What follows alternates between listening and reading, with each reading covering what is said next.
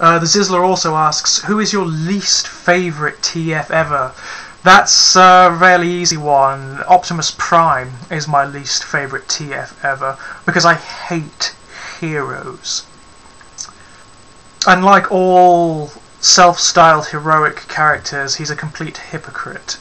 Freedom is the right of all sentient beings. Is that right, Optimus? Maybe you should amend that to freedom is the right of all sentient beings, so long as their behaviour and perspectives accord with my morality. You see, at the core of all moralists, there's a tyrant. At the very least, Megatron is honest about his tyranny. Whereas I think, given half the chance, were the Decepticons not there as a sort of distraction, I do think that the Autobots would ultimately become tyrants in and of themselves, just in a very different manner. It would simply be in the name of good and freedom and morality, as opposed to in the name of conquest and tyranny, etc., etc. Also, his high-handed self-superiority gets on my tits. I was very happy when that light went out in his eyes in the movie when I was a kid. I was very happy indeed. And that tit Ultra Magnus had to take over, and then that even bigger tit Rodimus Prime had to come in. Has there ever been an Autobot that or an Autobot leader I can respect, I wonder? I can't think of one. Grimlock, maybe. I like Grimlock, because he doesn't sort of tap dance around the issue. He's all raw practicality, and I rather like that in a leader. Anyway, favourite ice cream flavour? Either strawberry shortcake or lemon sorbet. What's one TF from Generation 1 that has not been redone into a more modern toy that you would like to see? There are quite a few, actually. I'd love to see some of the more obscure Pretenders done into a modern toy. I'd love to see Finback. I love Finback. He's a brilliant character.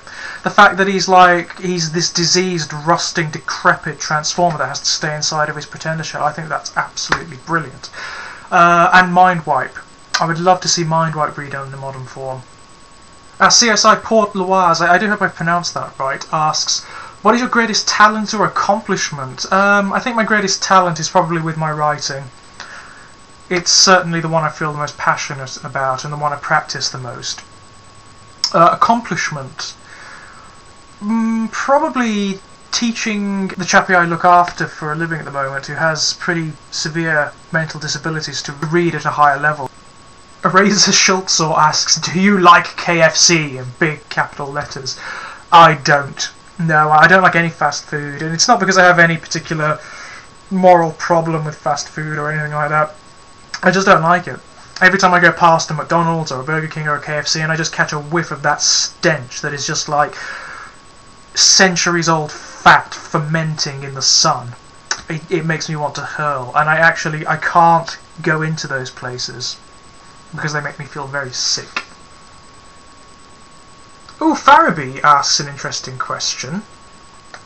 If there were a video game called Hellraiser where you got to play the part of Pinhead, a game where the concept was not killing people but relishing in the torture, pain, screams, and the ultimate expansion of their consciousness, so to speak, would you play?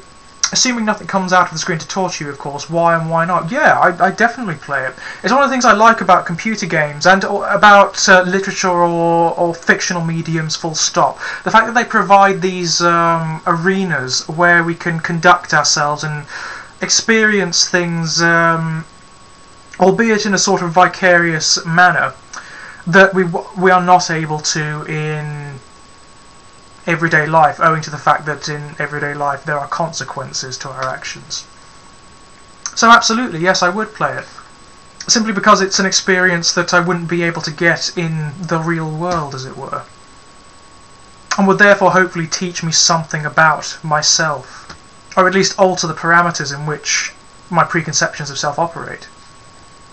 It's only something that I don't think the moralists who are against violence in computer games and various other mediums actually understand, the fact that the vast majority of people evidently can tell the difference between virtual violence on the screen and actual violence off of it. I mean, just the sheer amount of people who actually consume violent films and violent computer games And the fact that the vast majority do not go out and emulate them, obviously. Otherwise the whole world would be, the Western world certainly would be awash in blood.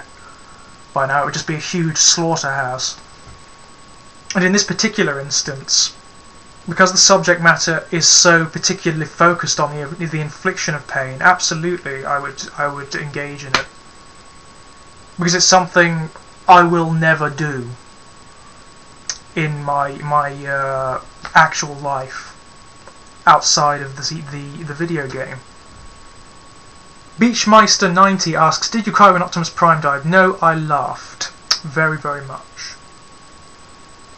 Das American Atheist asks about my educational background. My formal education goes to the degree level. I've got a bachelor's degree in English literature.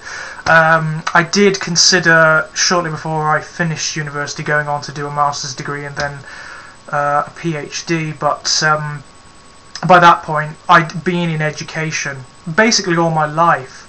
I went straight from school into university and I was bored with it. I was very, very tired of the institutionalization of it all. And if you've seen my video series on education, you know that my experiences of institutional education has not been good. So I quit there, and I at the moment I have no particular desire to return. Certainly not on that side of the student-teacher divide anyway. I might go back at some point, if only because I sort of want a plaque that says doctor. That may be a shallow reason, but I would like to be a doctor. Angus Young 9323 asks, what is the best joke you've ever heard? I like sick humour. I'm not that into jokes as such. There are a couple I find fairly funny, but I always find jokes to be a bit contrived.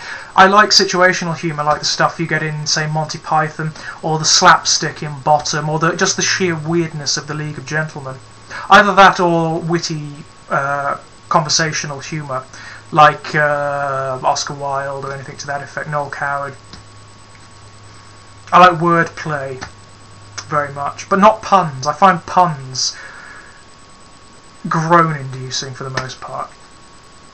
Thomas Voctor 2100 asks, what are those plates on the wall behind me? Those are holdovers from my brief but torrid Tolkien obsession when I was about 8. Sort of between the ages of 8 and 12, I had this incredible fascination with Tolkien for some reason. And those are Lord of the Rings collector's plates, which I had for Christmas at some point. Yeah, when everyone else was getting PlayStations, I got those. And I was very happy with them indeed. Evil Brain Productions asks, what's the highest point you've ever been on the planet? It's either the Temple of Athena in Rhodes, which is very, very high, or no, it's not the Temple of Athena, it's Olympus. There is a Mount Olympus, and it's in Cyprus, not in Greece, and I've been near the top of that. That's about the highest I've ever been. If you're ophidiophobic, if you're afraid of snakes, don't go there, because they're everywhere.